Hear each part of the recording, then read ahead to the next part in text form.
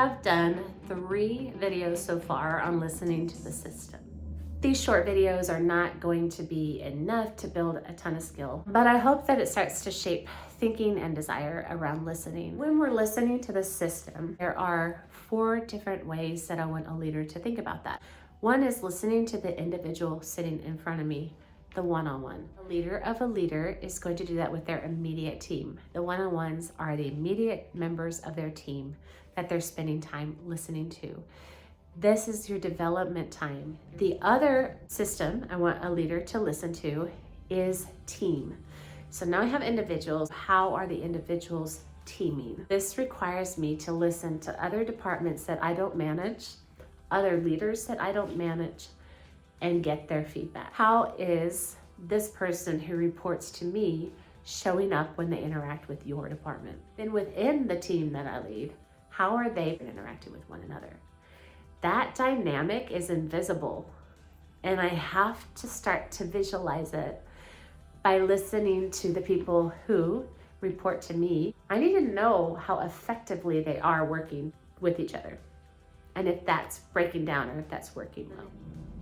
It's not just about optimizing my part. If I do not optimize the whole system, everything that works underneath that company, that organization, if I just look at myself as my silo and try to make my silo good, ultimately that organization is not its best. So individual, team. Now, another one I want a leader to manage is culture. This gets me leading up and sideways. This culture cannot simply be owned by one leader.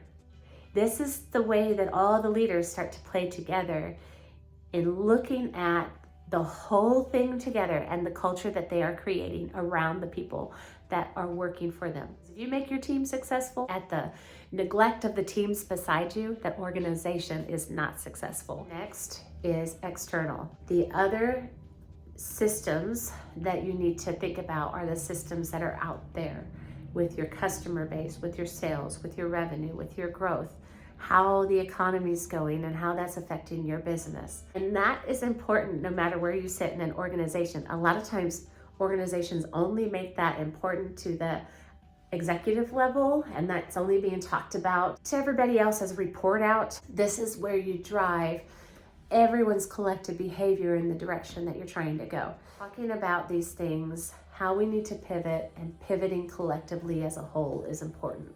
How is that both impacting us, and what are we doing about it? We want to be listening at all levels. How am I listening to hear how the one person is doing?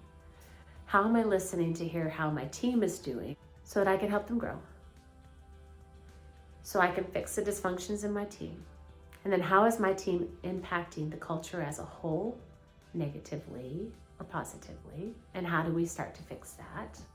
And then externally, what's happening to the organization? How are we going to pivot?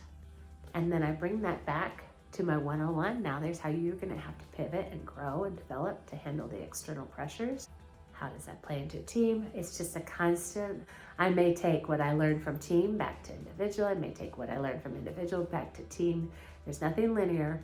These are the parts that I'm playing all the time, and my leadership sits squarely in the middle of all 4 of those systems, and I manage all of them consecutively. The higher up you climb into leadership, the more this systems thinking becomes, and pattern recognition becomes critical to success of that company. There is a lot more to systems thinking than just this, but that's how it really plays into leadership and listening. Hopefully you glean from that why these 4 systems are so important.